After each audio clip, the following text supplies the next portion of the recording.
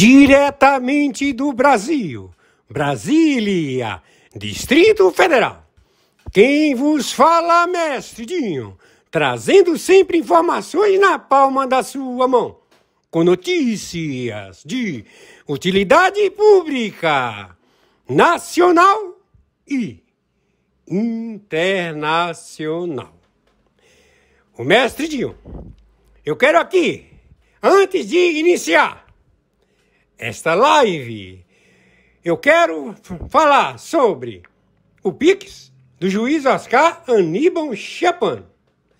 Pix, Oscar Aníbal Chapan, @gmail.com. Repito, Oscar Aníbal Chapan, @gmail.com.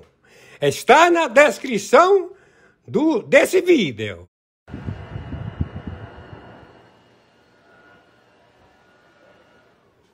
Muito bom dia, quem está falando é o senhor Oscar Aníbal Chapano. Estamos árbitro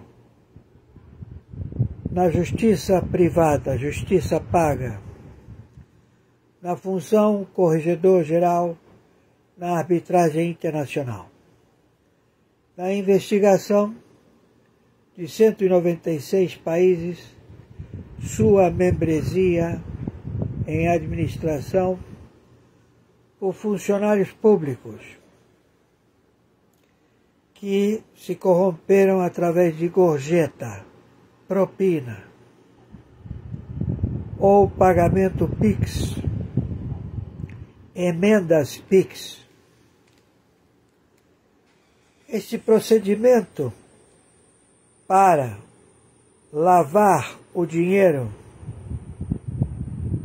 de centenas de conglomerados em redutos de tráfico, de roubo, de latrocínio, de apostas ilegais, todo tipo de crime, todo tipo de feudo, através das assertivas, se transformaram em conglomerados financeiros. E todos estes conglomerados financeiros utilizam o Brasil através das 600 milhões, 600 mil fintechs, plataformas que podem acautelar dinheiro.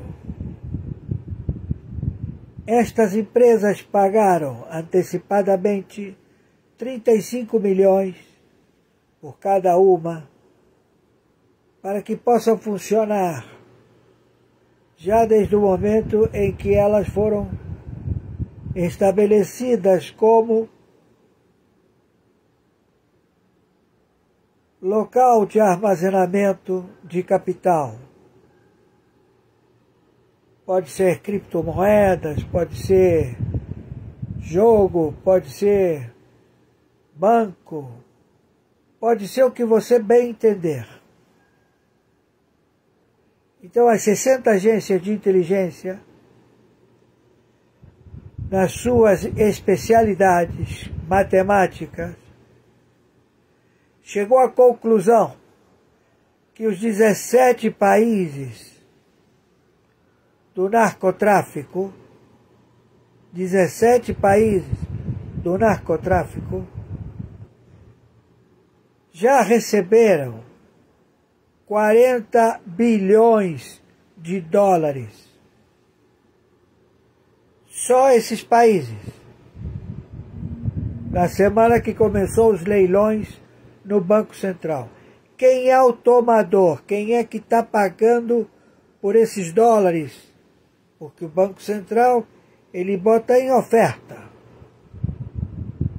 Quanto o senhor vai ofertar? Eu vou ofertar 4 bilhões, 3 bilhões, 5 bilhões, porque tem vencimento de pagamento lá fora, em dólar, empréstimos adquiridos com o agronegócio.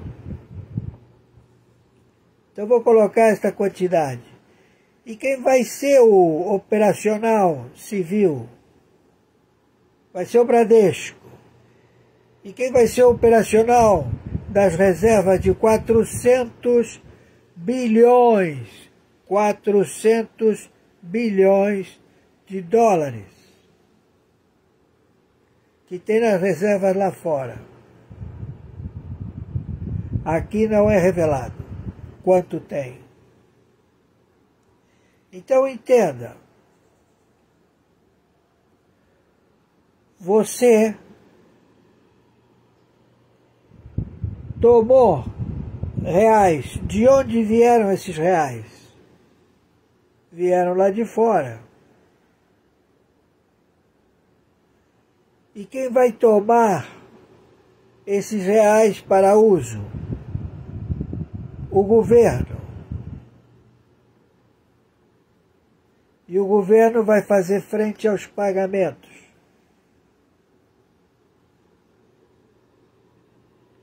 O posicionamento de acautelamento de divisas está todo em dólar, acautelado lá fora. O procedimento é lícito, mas a engenharia financeira matemática estabeleceu o Brasil como uma central de branqueamento do capital, porque até então o capital que se encontrava acautelado no Banco Central, de vários bancos, em que eles alegaram que é Caixa 2, eles disseram que é sobra de banco. Então, se tem tanta sobra de banco, você tem que dizer de onde veio. Então, não está tendo a leitura da liturgia do cargo, que o cargo, ele tem vida própria. Ele funciona sozinho. Não precisa de ninguém. Mas, perante o operacional das autoridades justificar um enlace de uma liturgia de cargo para com outra, tem que ter um representante legal do cargo. E esse representante legal do cargo é chamado de funcionário público. E esse funcionário público recebe propina, recebe emendas PIX. De quem? Do interessado. Quem é o interessado? O partido político. O partido tem dono? Tem. São 29 partidos políticos com 29 donos. E eles que fazem? Eles negociam cargos no governo. Eles negociam diplomas. Deputado federal, deputado estadual, vereador, senador e o Supremo Tribunal Federal. Também o Judiciário. Venda de cargo de juiz. Tudo está à venda. Então, esta operacionalidade, ela foi desfeito o novelo, aquela bolinha de lã, que você puxa o fio e começa a se desfazer a bolinha, a bola, né?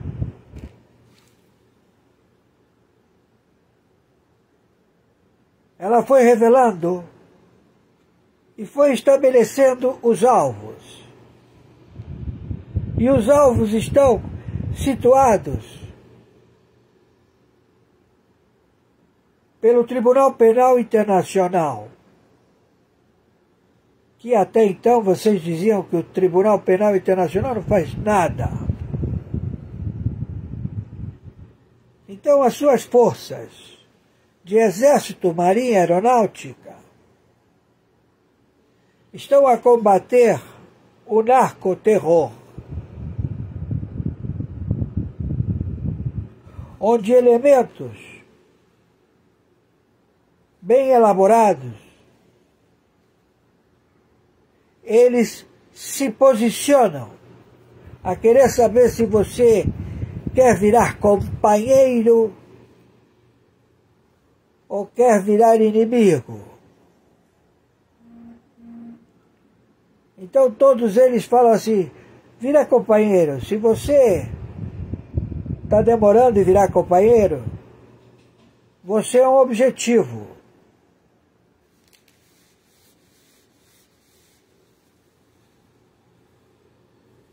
E eles, quando são ameaçados, ou vão ser presos, capturados, ou fuzilados, eles querem negociar. Então eles delatam todo mundo, fazem play barganha. Play barganha. É o que eles todos fazem. São soltos. Até os maiores capos do narcotráfico, em que foram soltos pelas autoridades e eles voltaram aos seus países sem dever nada à justiça.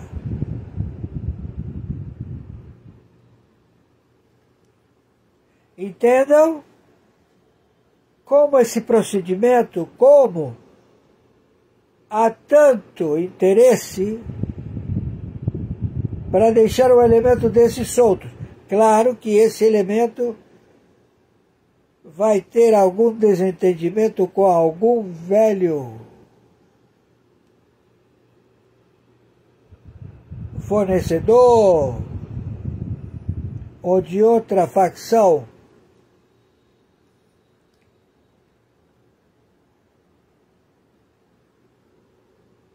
Então, esse comportamento no Brasil, ele é operacional, ele está operando.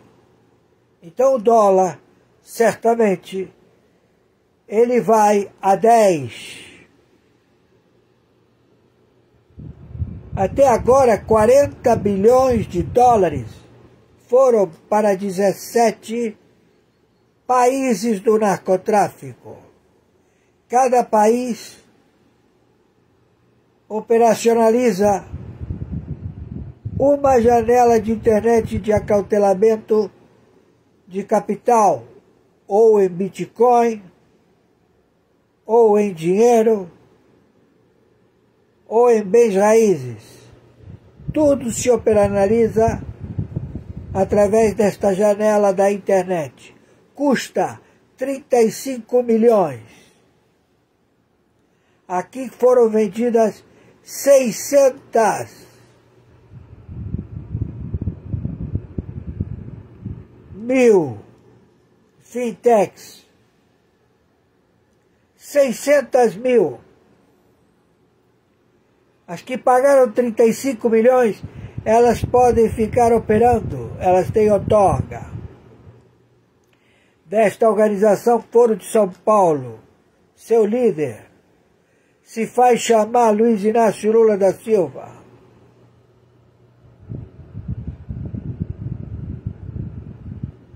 Entendam,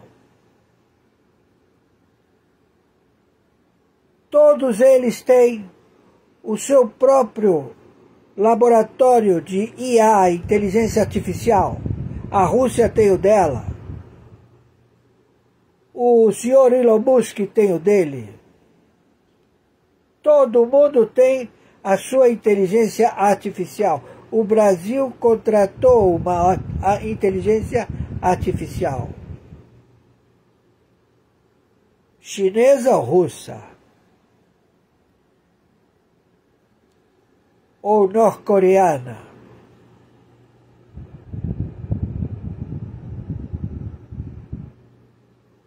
Mas são 123 nações com seu exército, marinha aeronáutica, que não querem sucumbir ao único líder, ao único inventor desta parafernália. Só um minuto. Obrigado. Meu café. Desta parafernália financeira de grupos de capitalistas, nunca você viu falar tanto em bilhões. Só se fala bilhão para cá, bilhão para lá, trilhões. Até agora a dívida é de 12 trilhões. Já a semana passada era 9.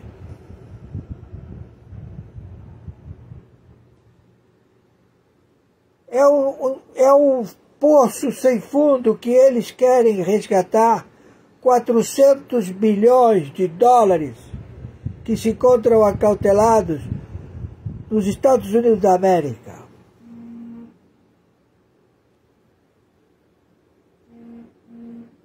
É tudo uma trama financeira mundial, onde eles recebem gorjeta, recebem propina.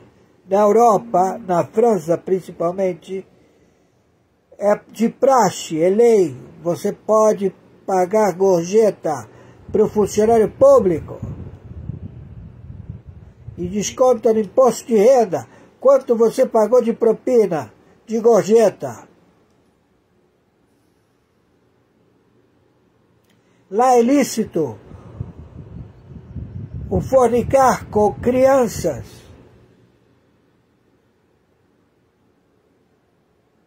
O mundo, senhores, se perverteu.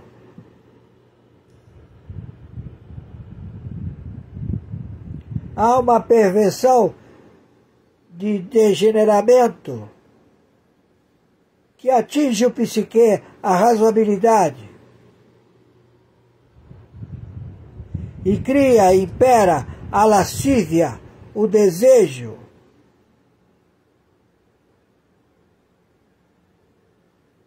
A embriaguez da carne.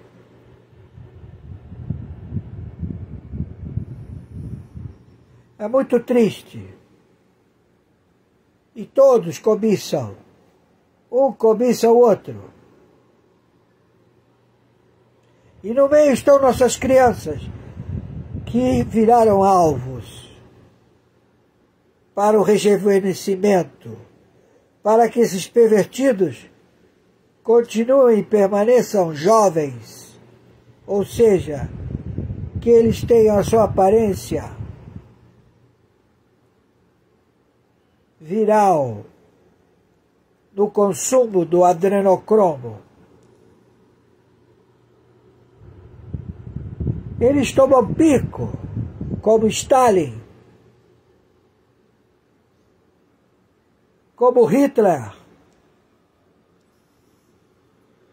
como esse fantoche impostor, filha da puta, Luiz Inácio Lula da Silva e a sua máfia, o Pleno da Corte do Supremo Tribunal Federal, máfia.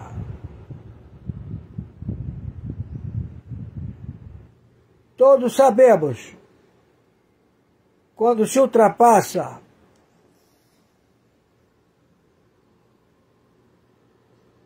o prumo entre o legal e o ilegal.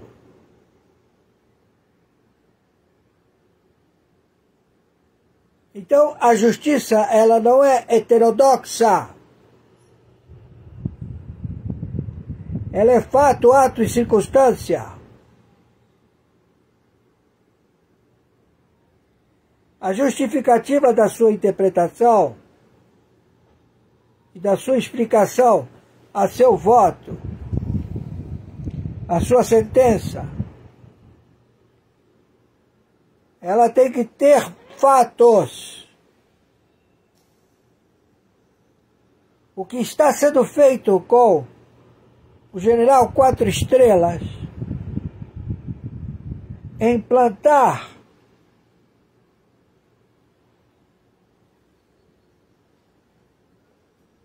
protocolos apócrifos, ou seja, ninguém assina, na sede de um partido, num escritório, numa mesa, dentro de um cofre. Quando todo mundo sabe, no mundo militar, do procedimento destes estudos, são muito normais.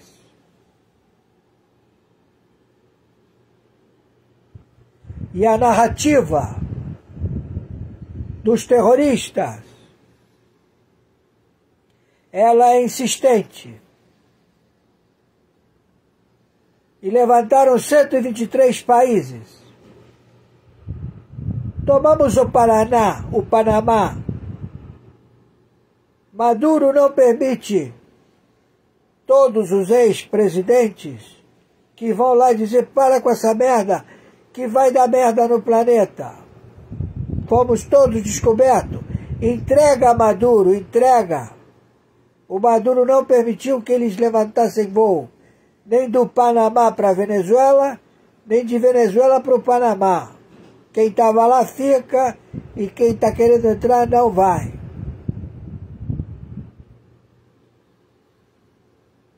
Porque está tudo tomado. Todos os barcos que se encontram do lado do Pacífico são de propriedade de guerra, espólio de guerra. Estão todos rendidos. Quem tem tecnologia, manda.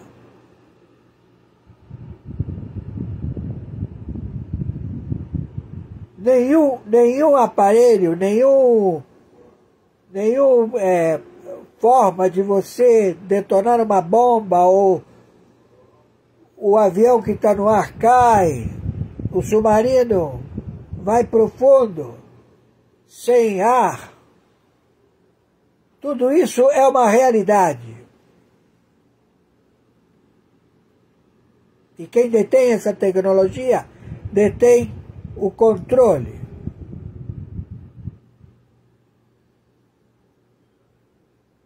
Mas vocês jogam a própria sorte, como jogaram aqui 600 mil janelas da internet, a 35 milhões cada.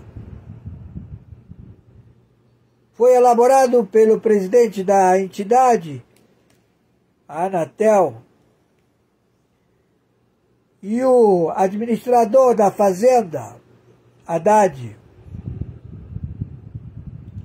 Quem não pagou 35, pagou 30, só vai vir a funcionar a partir do final de janeiro de 2025. Ou seja, agora segunda-feira já tem novo leilão de bilhões de dólares.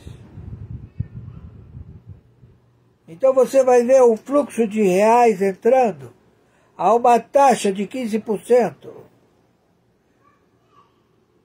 fazendo com que o Bradesco lucre. E onde esse volume, ele é empregado. E essa ciranda, ela vai se completando. E aqui começam a vender armas, todo tipo de drogas, onde vão circular todos os grupos do narcotráfico e vão pagar com a janelinha da internet.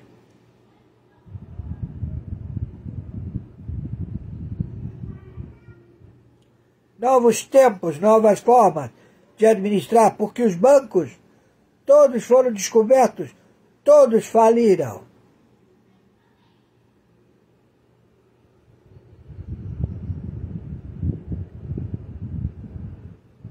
Esta é a situação. Você dirá, será ruim para o Brasil? Será ruim para o brasileiro? As respostas sempre são adaptáveis.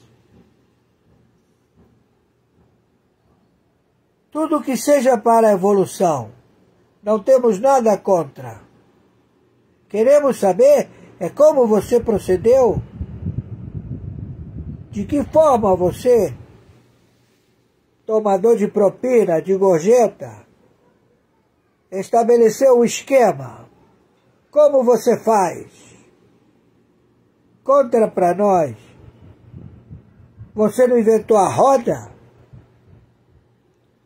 Não inventou espaguete? Não inventou a pólvora?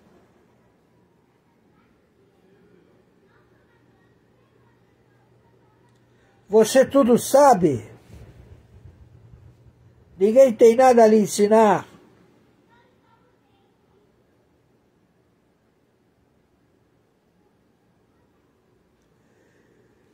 Então estamos em guerra.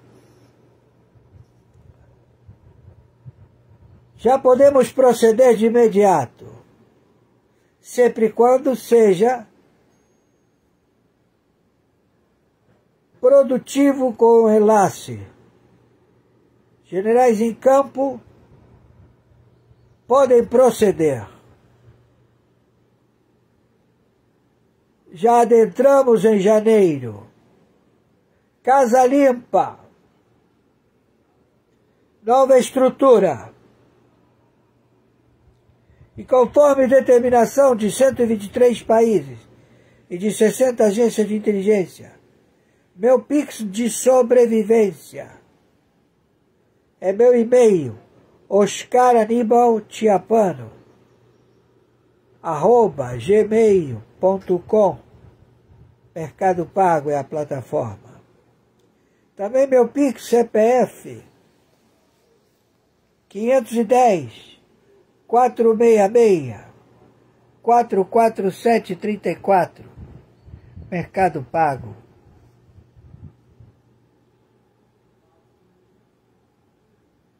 É uma honra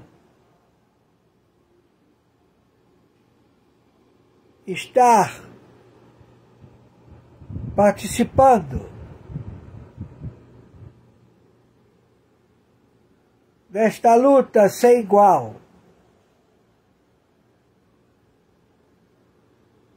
Em que a realidade mostrou que não é um filme, é a realidade. Onde eles utilizam narrativas, onde eles utilizam as organizações de cinema, de extras, como foi feito em Brasília. Um monte de extras, pessoas que recebem uma propina para participar como atores. Você está andando na rua, aí você sai correndo para a direita, agora para a esquerda. Isso foi feito em Brasília, onde pegaram o cacique, o torturaram e ele foi preso na fronteira. A tortura, ela está sendo praticada, é o único crime que leva um juiz ao cárcere. Não há como, é o único crime. Ele pode ter matado 30, 40, não vai preso. Mas ele torturou, tá em cana, Alexandre, filha da puta. Careca, filha da puta. Tu é alvo. Tu é queima de arquivo, filho da puta. Os teus próprios homens vão te encher de pipoco, seu merda. Quem te guarda te mata, filha da puta.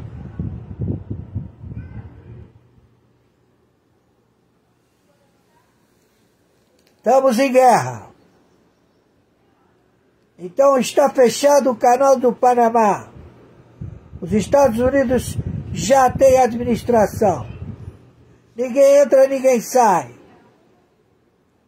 E agora vamos começar a jogar as bombinhas. E pegar esses viados filha da puta. Que são um paradoxo. Que são as narrativas que são metidos a alguma merda.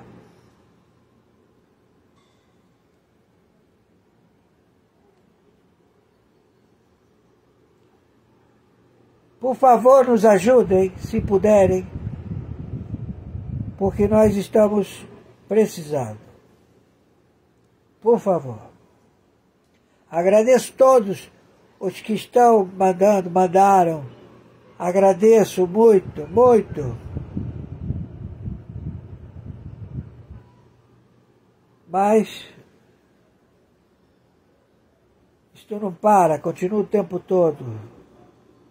Nos ajudem, por favor. Gratidão. É uma honra.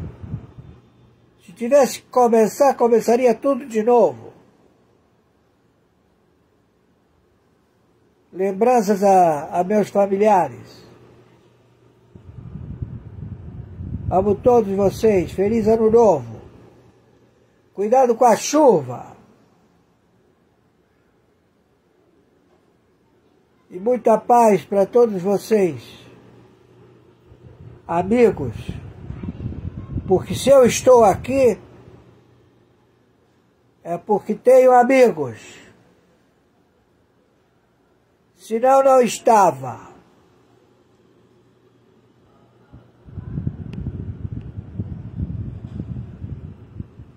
Feliz 2025.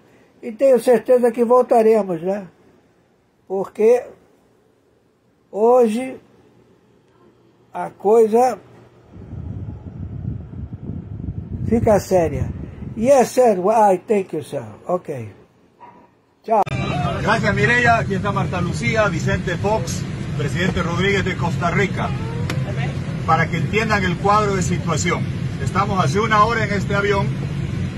El régimen tiránico, abusivo, autoritario dice que este vuelo 223 no puede despegar de Panamá a Caracas hasta que bajemos los expresidentes y la vicepresidenta Ramírez.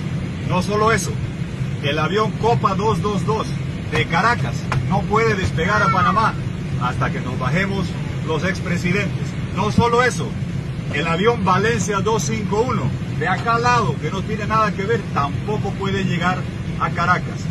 Aquí en este avión tenemos 150 personas, 3 aviones, casi 450 personas que la tiranía de Maduro toma de rehén para evitar que llegue la solidaridad y el apoyo internacional a los que están luchando en Venezuela. Al gran Edmundo, que el domingo lo va a sacar al vagabundo, y a la heroína María Corina, la vencedora libertadora. A nombre de todos nosotros, yo les pido, vayan allá, muevan a su gente, exijan que se cierren las mesas a las 6 de la tarde, defiendan el voto. Esta es la oportunidad para devolver libertad a la tierra del libertador.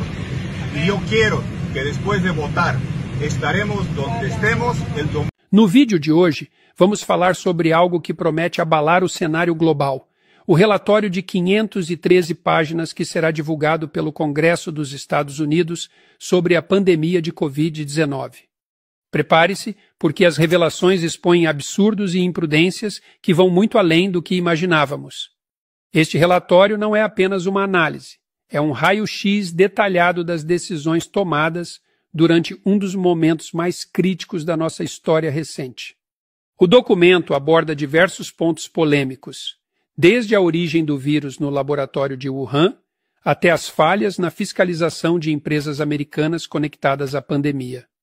Além disso, expõe fraudes em programas sociais, ações questionáveis de autoridades de saúde e como o medo foi usado como ferramenta de controle. Uma das principais conclusões é que os mandatos de vacinação, que causaram tanto debate, não tinham base científica sólida. Esses mandatos ignoraram a imunidade natural, provocaram hesitação em relação às vacinas e causaram divisões políticas profundas. Mais chocante ainda, afirma-se que as vacinas, embora importantes, não impediram a propagação do vírus, desafiando a narrativa dominante da época. O relatório também questiona a desinformação promovida por órgãos como a FDA, a Administração de Alimentos e Medicamentos dos Estados Unidos, que classificou remédios como ivermectina e hidroxicloroquina de forma errada, alimentando pânico e desconfiança. Por que isso é importante? Porque não estamos falando apenas de erros técnicos, mas de como a saúde pública foi usada como ferramenta política. É um alerta para que jamais permitamos que o medo e o autoritarismo sejam usados para manipular sociedades. Fique ligado, porque esse relatório não será apenas uma análise histórica, mas uma lição para o futuro. O que você acha dessas revelações? Comente e compartilhe este vídeo para que mais pessoas fiquem por dentro dessa história. Gracias, Mireya. Aquí está Marta Lucía, Vicente Fox, presidente Rodríguez de Costa Rica. Para que entiendan el cuadro de situación. Estamos hace una hora en este avión.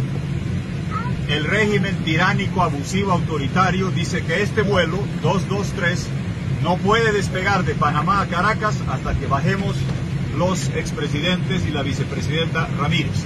No solo eso, el avión Copa 222 de Caracas no puede despegar a Panamá hasta que nos bajemos los expresidentes. No solo eso, el avión Valencia 251 de acá al lado, que no tiene nada que ver, tampoco puede llegar a Caracas.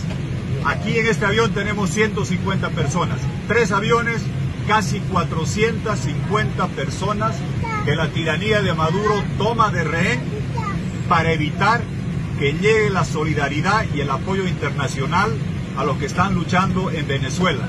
Al gran Edmundo, que el domingo lo va a sacar al vagabundo, y a la heroína María Corina, la vencedora libertadora. A nombre de todos nosotros, yo les pido, vayan allá, muevan a su gente, exijan que se cierren las mesas a las 6 de la tarde, defiendan el voto. Esta es la oportunidad para devolver libertad a la tierra del libertador. Y yo quiero que después de votar estaremos donde estemos el domingo.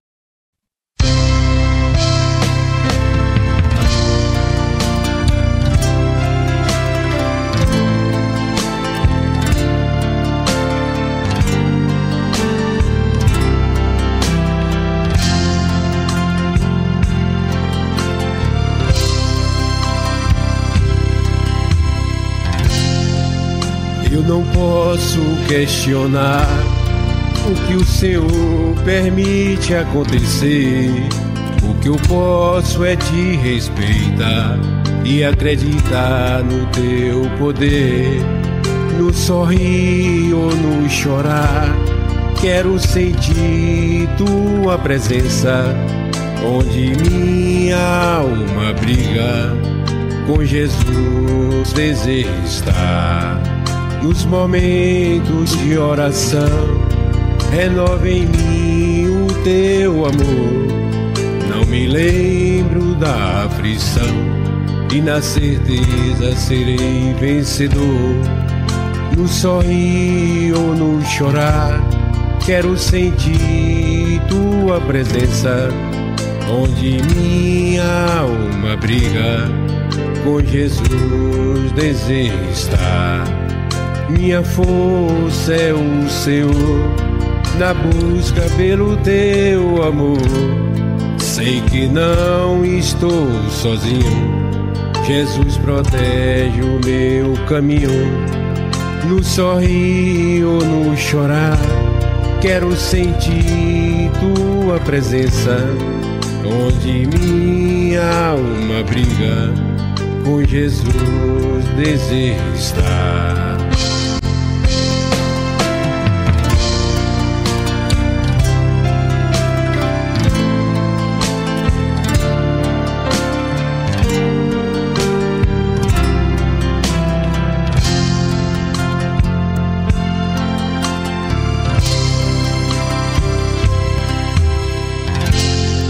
Nos momentos de oração, renova em mim o teu amor.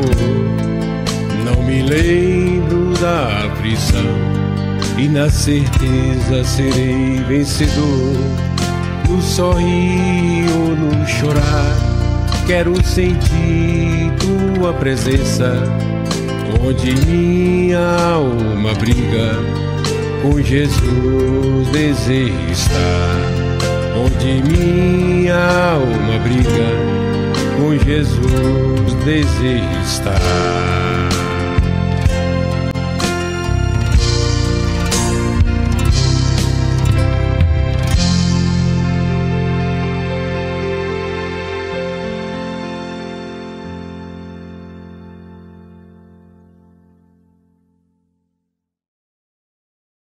I think we have at least 4 problems or crises right now that are all interwoven. We have high inflation in some of the countries in Europe, in the US, and a lot of other countries. We have an energy crisis, you must call it this way. We have food poverty, and we have the climate crisis. And we can't solve the problems if we are only concentrating on only one of the crises. But if none of the problems are solved, I'm really afraid that we are running into a global recession with a tremendous effect, not only about on climate protection and climate action, but of the global stability. O futuro elétrico da Europa, que está em um ponto de ruptura. As manchetes estão por toda parte. Empresas pedindo falência, bilhões em investimentos perdidos e um sistema lutando para acompanhar a concorrência global. No centro disso tudo está uma crise crescente que ameaça as ambições da Europa com veículos elétricos, que antes eram promissoras. O que deu errado e por que esse colapso está se tornando tão feio? Vamos analisar. O plano da Europa para dominar o mercado de veículos elétricos não se tratava apenas de carros, mas de independência energética, redução das emissões e garantir um ponto forte em uma economia global em rápida mudança. A visão era ousada e empresas como a Northvolt deveriam liderar o movimento, prometendo entregar baterias de veículos elétricos fabricadas internamente que rivalizariam com os concorrentes globais. Mas rachaduras no sistema começaram a aparecer, e não são pequenas. O aumento dos custos de energia, gargalos na cadeia de suprimentos e a concorrência global estão empurrando as ambições elétricas da Europa para o limite. Cada problema alimenta o próximo, criando uma cascata de problemas que está ficando mais difícil de controlar. Isso nos leva a Northvolt, uma empresa uma vez vista como o salvador elétrico da Europa. Fundada em 2016 com apoio de grandes players como Volkswagen e Goldman Sachs, foi aclamada como um divisor de águas para a cadeia de suprimentos de veículos elétricos da Europa. Mas agora Northvolt pediu falência, marcando um golpe crítico na visão da Europa de se tornar líder global em veículos elétricos. Os desafios da Northvolt foram enormes: custos crescentes, metas de produção não cumpridas e um mercado brutalmente competitivo. A Volkswagen, um dos maiores investidores, reduziu o valor de sua participação de 21% na empresa, enquanto Goldman Sachs se prepara para escrever quase 900 milhões de dólares em perdas para uma empresa que simbolizava tanta esperança. Esse colapso é um lembrete sombrio de como as apostas são realmente altas. A falha da Northvolt é chocante, mas não se trata apenas de uma empresa, é um reflexo dos maiores desafios que a Europa enfrenta na corrida pelos veículos elétricos. Os custos de energia estão fora de controle.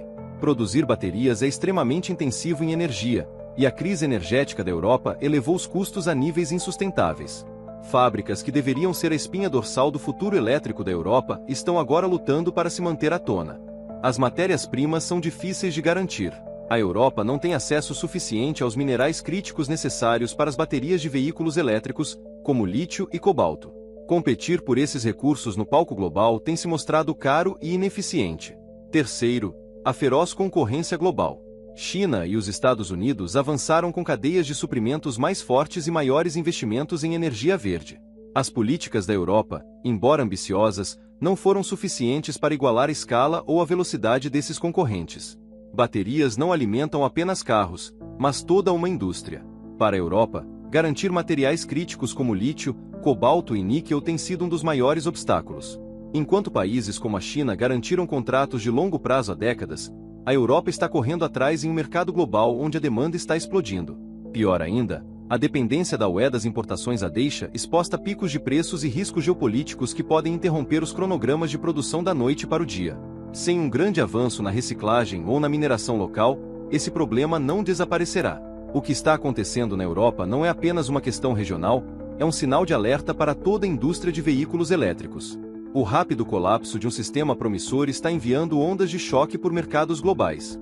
Investidores, fabricantes de automóveis e governos de outras regiões estão observando atentamente, porque a situação da Europa destaca uma vulnerabilidade crítica: a dependência excessiva de cadeias de suprimentos fragmentadas.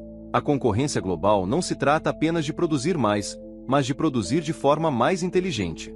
Empresas na China e nos Estados Unidos aprimoraram seus processos para uma arte, combinando inovação com eficiência. Em contraste, a Europa agora está lidando com a percepção de que sua abordagem fragmentada para aumentar a produção pode não ser suficiente para sobreviver nesta corrida. Construir uma indústria de veículos elétricos robusta exige mais do que fábricas e políticas, exige infraestrutura. Estações de carregamento, upgrades de rede e centros de manutenção de veículos elétricos são essenciais para apoiar a adoção generalizada. No entanto, o progresso da Europa nessas áreas ficou para trás em relação às suas ambições de produção. Pegue a estabilidade da rede, por exemplo. Os veículos elétricos colocam imensa pressão nas redes elétricas e a infraestrutura envelhecida da Europa está lutando para acompanhar. Sem melhorias significativas, até um lançamento bem-sucedido de veículos elétricos pode enfrentar obstáculos, deixando os consumidores frustrados e as taxas de adoção menores do que o esperado. Essa falta de planejamento de longo prazo adiciona mais uma camada à crise que se desenrola. Enquanto a Europa luta para manter sua visão intacta, seus concorrentes estão correndo à frente com estratégias claras. Os Estados Unidos, por exemplo, usaram políticas como a Lei de Redução da Inflação para atrair investimentos e criar condições favoráveis para os fabricantes de veículos elétricos e baterias. O resultado? Empresas estão se dirigindo para os Estados Unidos, atraídas por isenções fiscais, subsídios e estabilidade política de longo prazo. A China, por outro lado, consolidou seu domínio na cadeia de suprimentos de veículos elétricos, controlando mais de 70% do mercado global de produção de baterias e garantindo contratos de longo prazo para matérias-primas críticas. Essas mudanças não aconteceram da noite para o dia, são o resultado de anos de planejamento coordenado e execução. A Europa, em contraste, está correndo atrás em um jogo onde a velocidade é tudo. Os desafios que a indústria de veículos elétricos da Europa enfrenta não são apenas técnicos, são pessoais. Consumidores em toda a Europa estão começando a sentir a pressão, com os preços dos veículos elétricos permanecendo teimosamente altos, apesar das promessas de acessibilidade. E sem preços competitivos, as taxas de adoção correm o risco de falhar. Além disso, preocupações com a infraestrutura de carregamento, durabilidade das baterias e manutenção de longo prazo estão fazendo com que potenciais compradores hesitem. Se a Europa não puder resolver esses pontos críticos rapidamente, até as melhores políticas e estratégias de produção podem falhar em entregar os resultados que os formuladores de políticas esperam. Os preços de energia não são apenas um incômodo, são um fator decisivo para indústrias intensivas em energia, como a produção de baterias. As metas de energia renovável da Europa deveriam reduzir os custos, mas os atrasos em projetos de solar e eólica, combinados com o aumento dos preços do gás natural, tornaram a produção mais cara do que nunca para empresas como a Northvolt. Esses custos corroeram as margens, transformando um projeto de alto potencial em um negócio insustentável. Até que os preços de energia se estabilizem, as ambições da Europa para veículos elétricos continuarão em terreno instável. As ambições da Europa para veículos elétricos estão atreladas ao seu objetivo mais amplo de se tornar uma líder global na luta contra as mudanças climáticas. O fracasso em cumprir as promessas de veículos elétricos pode minar a credibilidade da Europa no palco global, se consumidores, investidores e até fabricantes de automóveis perderem a fé na capacidade da Europa de cumprir suas promessas verdes. A região corre o risco de perder seu papel de liderança em uma das transições mais significativas do século XXI. A Europa teve uma vantagem inicial quando anunciou sua ambiciosa estratégia de veículos elétricos. Países como Alemanha e Suécia estavam prontos para se tornar centros de inovação. Mas atrasos no financiamento e a falta de um apoio político unificado erodiram essa liderança. Em vez disso, a China usou o mesmo período para fortalecer seu controle sobre o mercado de baterias, investindo pesadamente na produção doméstica e garantindo cadeias de suprimentos internacionais. Por exemplo, a China investiu bilhões no setor de mineração da África, garantindo acesso ao lítio e ao cobalto. Ao mesmo tempo, suas empresas estabeleceram parcerias com montadoras globalmente, se inserindo no ecossistema de veículos elétricos. A Europa, em contraste, lutou para finalizar acordos e enfrentou discordâncias internas sobre como priorizar o financiamento de tecnologias verdes. Apesar dos desafios, a Europa tem um trunfo na manga: a reciclagem de baterias. Ao contrário da mineração, que depende de importar materiais, a reciclagem poderia criar um suprimento doméstico sustentável de recursos críticos como lítio e cobalto. Ao expandir as tecnologias de reciclagem e integrá-las ao ecossistema de veículos elétricos, a Europa poderia reduzir custos, cortar emissões e recuperar parte do controle sobre suas cadeias de suprimentos. O futuro elétrico da Europa pode parecer incerto, mas ainda não está decidido. As decisões tomadas hoje moldarão não apenas o papel da região na corrida dos veículos elétricos, mas também o futuro da inovação e da sustentabilidade. O que vem a seguir pode ser o momento decisivo da Europa. O que você acha? A Europa pode transformar essa crise em uma recuperação ou seus sonhos elétricos estão escorregando para longe? Deixe-nos saber e, se você estiver curioso sobre o que acontece a seguir, para continuar atualizado, assista o vídeo a seguir, tenho certeza que será perfeito para você.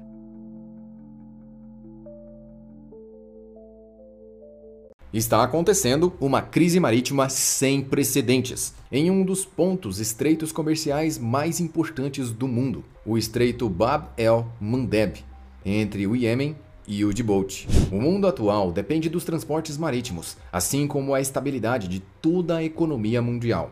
Sabendo disso, algumas facções criaram estratégias complexas para desestabilizar esse sistema.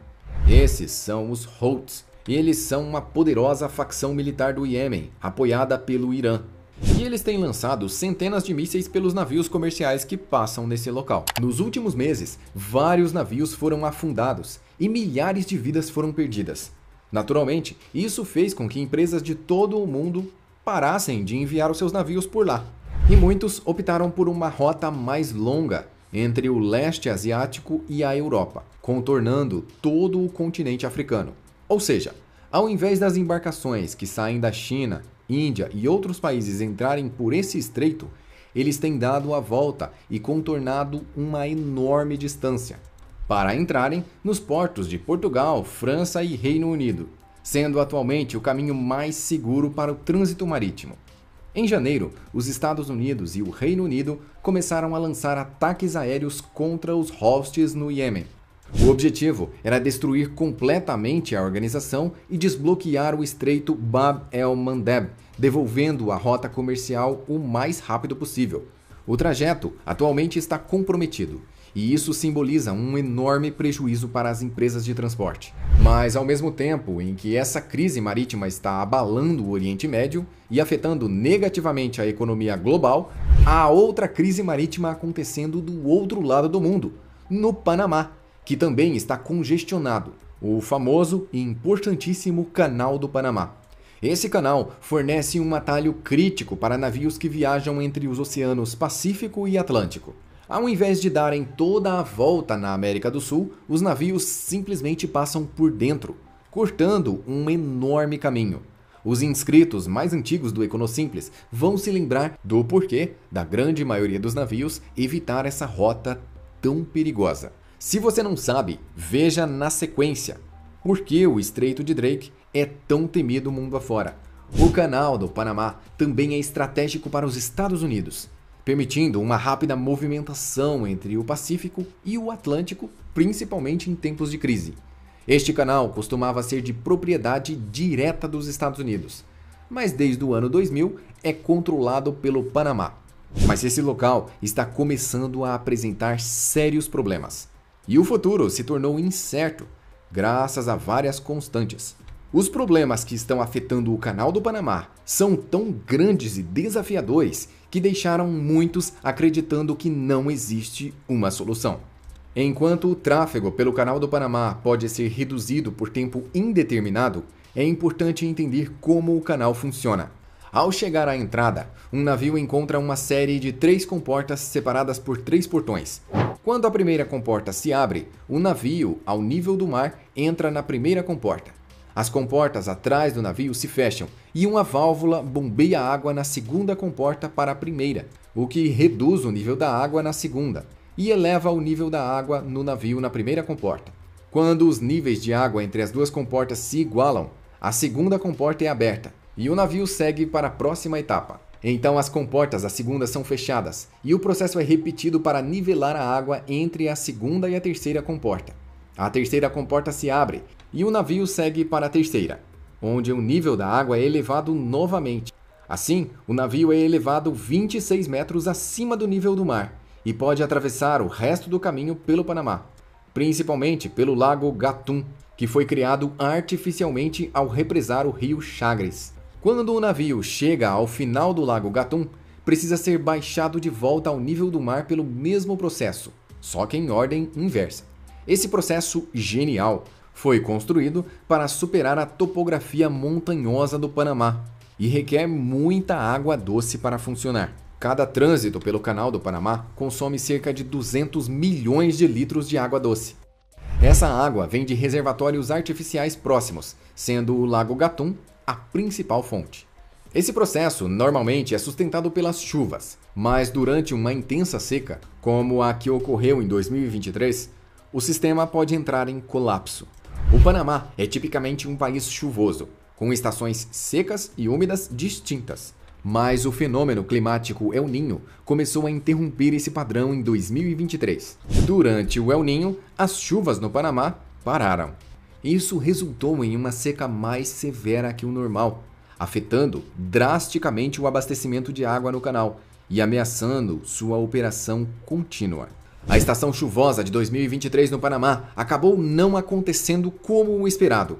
O governo relatou que em 2023 o Panamá teve um dos menores níveis de chuva já registrados na história do país.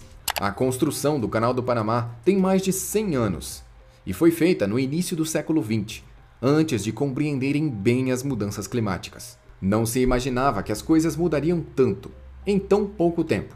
E apesar de ser um sistema de funcionamento engenhoso, eles não contavam com o pior. E ele está acontecendo agora. Sem as chuvas para repor os lagos e com o canal ainda consumindo muita água para continuar operando, os níveis de água dos lagos diminuíram. E esses níveis são considerados perigosamente baixos, cerca de 3 metros abaixo do mínimo. Se você quer uma renda extra ou mudar de carreira ou profissão e ter liberdade financeira, existe um caminho muito rápido. E esse caminho se chama método de retenção. Um treinamento completo para você que quer viver de vídeos, criar conteúdo aqui para o YouTube e viralizar. O treinamento mais completo do Brasil está em um preço super acessível e você pode conhecê-lo agora clicando no link na descrição. O El Niño geralmente dura de 9 a 12 meses, mas com os efeitos da mudança climática piorando, eles podem durar mais tempo, às vezes até anos inteiros.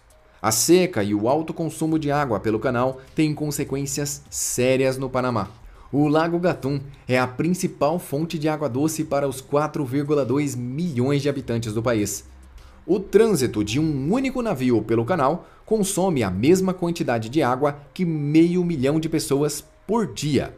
Com menos água disponível nos lagos, o governo do Panamá enfrenta decisões difíceis sobre como utilizar os suprimentos de água e como lidar com uma iminente crise que pode colocar a população em risco. Qual seria a melhor atitude a se tomar? Deixar o Canal do Panamá em pleno funcionamento e a população sem água potável? Ou encerrar as atividades do canal e esperar que a água se recupere? Eles precisam escolher, basicamente, entre colocar mais água na operação do canal e assim gerar bilhões de dólares para o governo, ou alocar mais água para milhões de cidadãos que dependem dela para viver. Um dado importante é que o Canal do Panamá hoje representa 62% do PIB do país. Sendo assim, parar a operação também geraria uma crise, mas dessa vez econômica, pois o governo não teria dinheiro suficiente para cumprir as suas obrigações mensais básicas e poderia ficar ainda pior, sem dinheiro e sem água. Tudo isso dependeria do comportamento natural da região. O governo não tem outra escolha a não ser racionar os suprimentos de água, ou raciona para o canal ou para o povo. Até agora, o governo tem optado por racionar os suprimentos de água no canal, impondo uma série de restrições cada vez mais severas para o uso. Existe uma autoridade apenas para criar soluções e gerenciar o Canal do Panamá. Essa autoridade supervisiona toda a operação e busca constantemente por soluções. Atualmente, eles têm adaptado e reduzido o número de navios permitidos a passar. Em circunstâncias normais, passavam 36 navios por dia no Canal do Panamá. A primeira medida foi reduzirem para 31 navios por dia. Mas isso não resolveu o problema. Então aconteceu mais uma redução, dessa vez mais severa, permitindo apenas 24 navios por dia. No momento da produção desse vídeo, o Canal do Panamá estava ainda buscando soluções, mesmo passando apenas 18 navios por dia. Isso tem economizado metade da água que o canal costuma consumir dos lagos, pois o número de navios, que originalmente era 36, foi reduzido à metade. Mas ainda existem algumas considerações nessa afirmação. Por exemplo, se os navios fossem pequenos o suficiente, 2 deles poderão passar ao mesmo tempo. E para reduzir ainda mais a quantidade de água necessária para mantê-los flutuando, foram criadas rígidas restrições ao peso da carga que os navios podem transportar. Com cargas mais leves, os navios precisam de menos água para passar. Mas isso também significa que, além de apenas metade dos navios usuais poderem passar, os que passam estão transportando até 40% menos carga que o habitual. Essas restrições têm causado grandes atrasos em mercadorias do mundo todo que usavam o canal, e também causando enormes prejuízos comerciais para os Estados Unidos, Canadá, toda a Ásia, a Europa e a América do Sul. Antes das restrições, os navios que queriam passar pelo canal podiam reservar sua passagem com até 3 semanas de antecedência, ou simplesmente chegar sem fazer uma reserva e esperar na fila. No início de novembro de 2023, o tempo médio de espera para esses navios que chegavam sem reserva era de apenas 2 dias, o que de fato é muito melhor do que contornar toda a América do Sul. Esse trajeto, além de perigoso, adiciona cerca de 18 dias a mais na viagem. Agora, os navios que chegam sem marcação precisam esperar de 11 a 18 dias na fila. Os navios maiores e mais pesados já chegaram a esperar 23 dias na fila, apenas para atravessar. O canal também está enfrentando outros desafios diversos, incluindo crises marítimas em outras partes do mundo. Isso levou muito mais navios a evitarem o canal, optando por rotas alternativas, mais longas e mais caras. Essa situação está causando atrasos e aumentando os custos para as empresas de transporte, o que pode resultar em preços mais altos para todos os consumidores. Diante disso, surgiram propostas de alternativas ao Canal do Panamá em vários outros países das Américas. O primeiro é o Corredor Bioceânico, que envolve a construção de uma linha de trem e estradas através da América do Sul, que vai permitir que caminhões e trens transportem mercadorias de costa a costa, desde os portos do Brasil até os portos do Chile. Caso você queira conhecer esse ambicioso projeto, eu te convido para ver esse outro vídeo que fizemos explicando exatamente sobre isso. Veja agora por que o corredor bioceânico vai abalar o mundo. Não deixe de se inscrever no canal para receber novos vídeos. E considere se tornar membro para receber conteúdos exclusivos. E se fizer sentido para você, nos siga no TikTok e Instagram. Diretamente do Brasil, quem vos fala, Mestre Dinho, trazendo sempre informações na palma da sua mão. E o meu convite especial, por gentileza, entra na descrição desse vídeo. Urgente! Clicar nos links abaixo. É uma surpresa e você pode ganhar muito dinheiro. Repito! Urgente!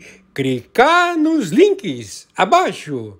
É uma surpresa e você pode ganhar muito dinheiro.